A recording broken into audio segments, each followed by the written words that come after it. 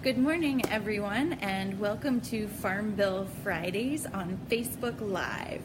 My name is Rochelle Sparko, and I am the Policy Director at the Carolina Farm Stewardship Association. Thanks so much for joining us a bit later than normal today. We're getting a start today at 10:45 instead of 9:30 so that I could sleep in. No, just kidding. It's because CFSA is doing our annual staff retreat today. And I'm giving up my bathroom break to be with you all. So if you see me bouncing, you know why. So, 5 things that you need to know about the Farm Bill this week. Yay, it's right side up. All right, so this week we are going to be talking about things you need to know about marker bills. So the first thing we think that you need to know is, what's a marker bill?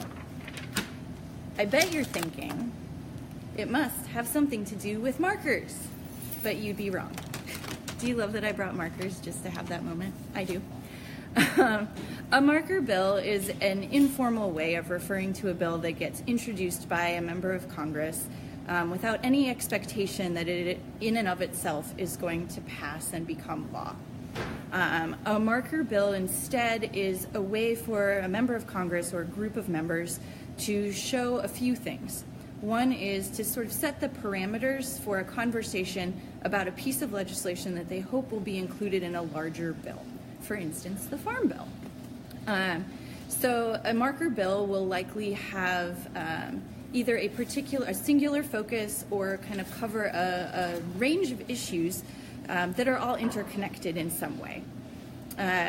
In addition to setting the parameters of the conversation around a particular issue or a request for a policy change in a larger bill, marker bills also provide legislation or legislative language, right? Imagine that you are the chairman of the House Agriculture Committee and you are working on a farm bill that probably is nearly 1,000 pages long. If somebody comes up to you and says, hey, I really want to expand opportunities for beginning farmers and ranchers, you may say as the chair, yeah, that's a great idea. Could you write that up for me? I'm a little busy.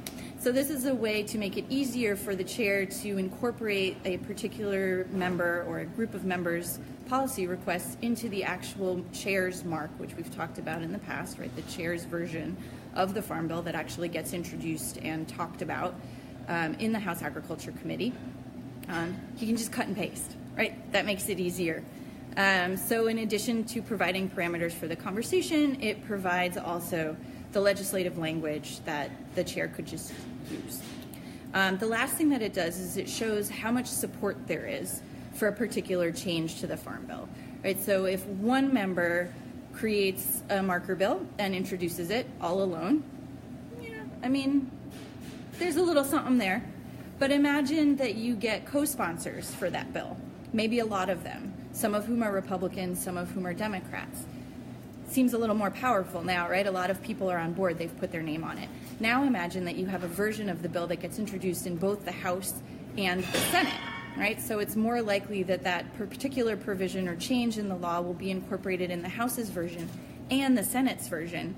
And so when the two versions are reconciled, if it's in both, it's more likely to end up in the bill at the end. Right, so it's also a way of building and demonstrating power for a particular policy change, how much political will is behind it. All right, so now you have a sense of what a marker bill actually is.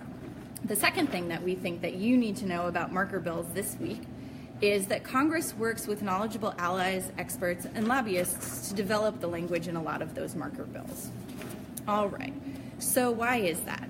Well, basically what happens is that a particular organization or industry might have an interest in seeing policy change in a bill like the Farm Bill, right? There may be something that's not working really well for a particular segment of the industry. And so they'll come together with a member of Congress and say, hey, this particular part of the Farm Bill is not working for our segment of the industry. Would it be at all possible for us to work together to come up with language that we could propose be included in the Farm Bill? Members of Congress work on a huge panoply of issues, and so it's rare that they're experts in everything that they work on. They rely on organizations that work in a particular arena to come in and say, here's what's not working, and here's how to fix it.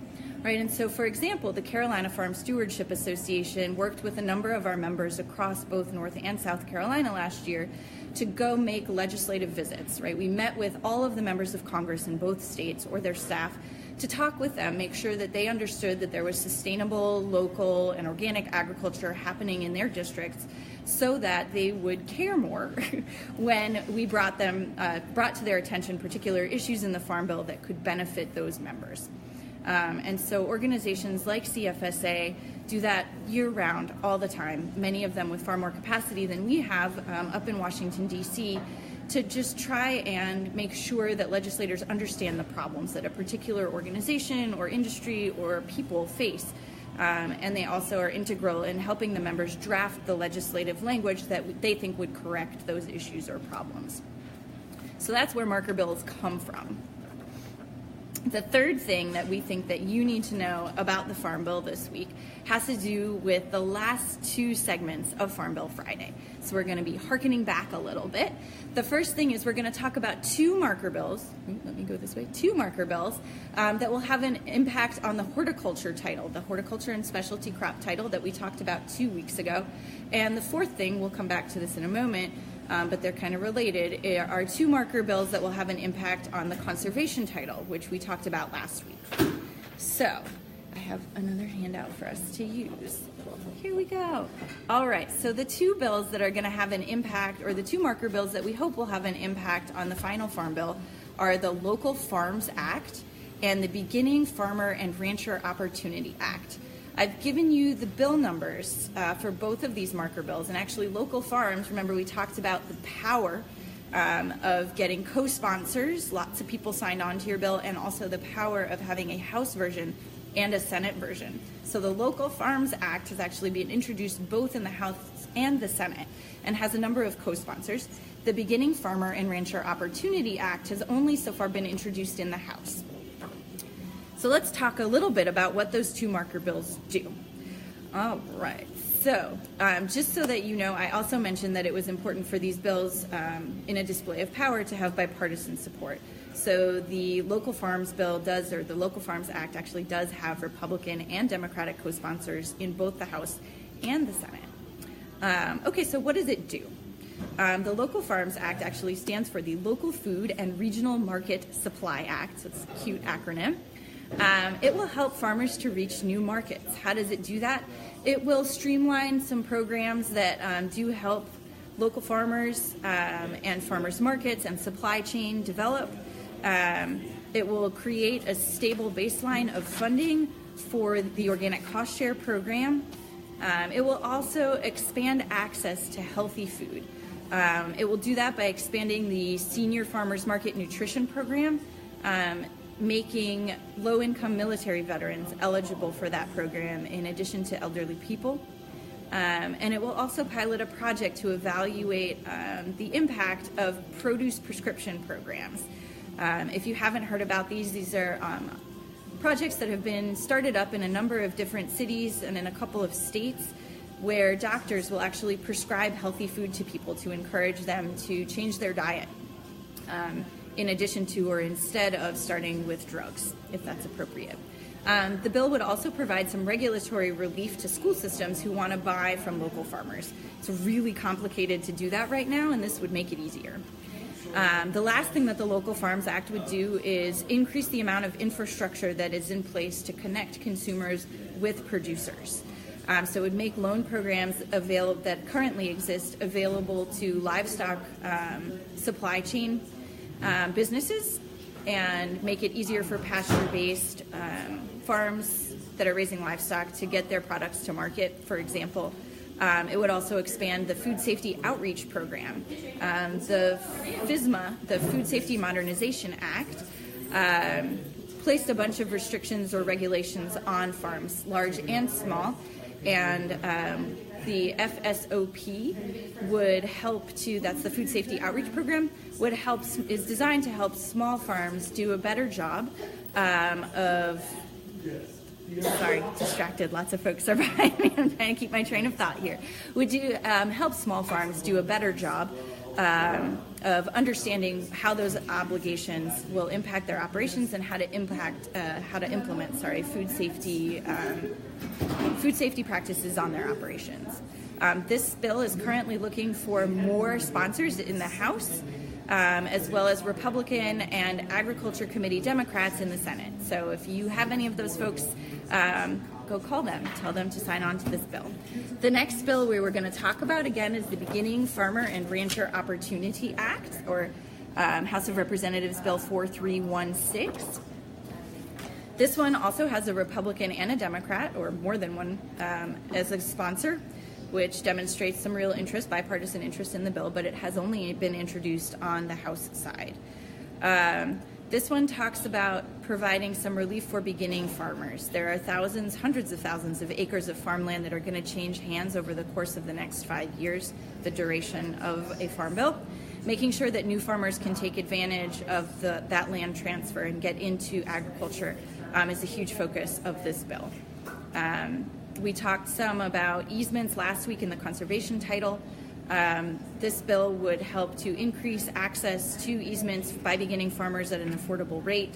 It would also set permanent baseline funding for a program called the Beginning Farmer and Rancher Development Program.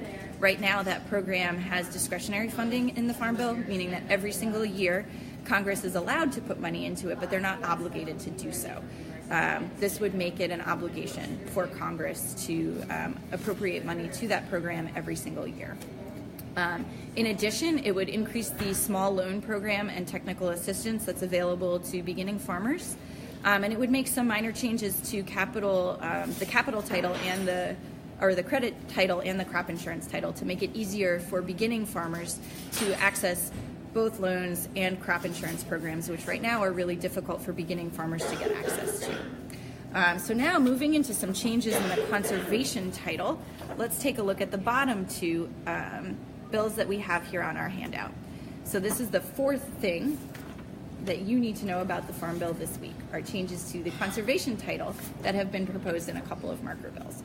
The first one is the S.O.I.L Stewardship Act, which has been introduced in the House, and the Healthy Fields and Farm Economies Act, which has also been introduced in the House. So we'll touch real quickly on those. Our first bill, the S.O.I.L Stewardship Act, another cute acronym, I'm going to look over here. It stands for the Strengthening Our Investment in Land Stewardship Act. This one has been introduced by a Democrat only, and again, only in the House. There's a similar but not identical bill in the Senate called the GROW Act, so that's why we're not talking about that one. It's not exactly the same.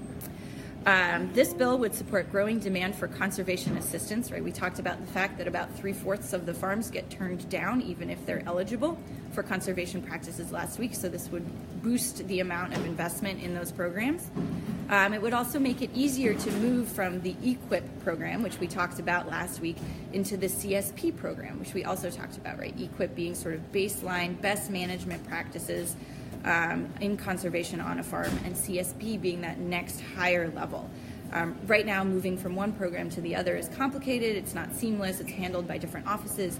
This would streamline it, make it a lot easier for farmers to go from one to the other. It would also increase the amount of payment that farmers can get from the CSP program for high-level conservation practices. The Healthy Fields and Farm Economies Act is basically an act that would increase the amount of data collection, evaluation, and program evaluation of conservation programs to make sure that Congress is spending taxpayer money in the most efficient and effective way possible, making sure that the programs that we're paying for as taxpayers are actually resulting in good outcomes for the environment, for topsoil, for water, for wildlife habitat, for pollinator habitat, to justify the expense.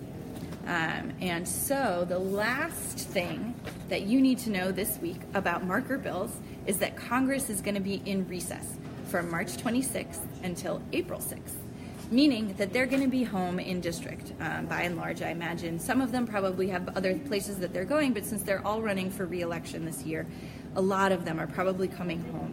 It's a wonderful time for you to reach out to your local in-district office and try to get a meeting. Talk about some of these marker bills. Encourage your member to sign on and support if they haven't done that already. If you're not sure who your representative is, we have this handy sheet. You can go to whoismyrepresentative.com. When that website loads up, put in your zip code, Select your member, because it'll show both your member of the House and the 2 members of the Senate that represent your state. This time we're mostly focusing on House members, right? Because we think still yet that the House bill is maybe going to move before the Senate version. You'll want to click on their website. It'll give you their website and their phone number. And then you'll want to scroll down once you get to your member's website. At the bottom of their homepage, there should be a list of in-district offices as well as the address and phone number for their DC office. Pick the office that's closest to you, give them a call, and see if you can't come in and talk with them about these marker bills. If you're interested in reading these marker bills for yourself, you can do that at congress.gov. We're going to put the instructions for how to find these bills into the comments below.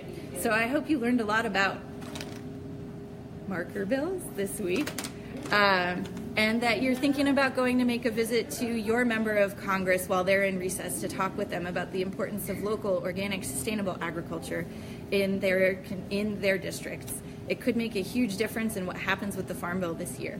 Thanks so much for joining us at this later time, and I look forward to seeing you all again next week. Bye, y'all.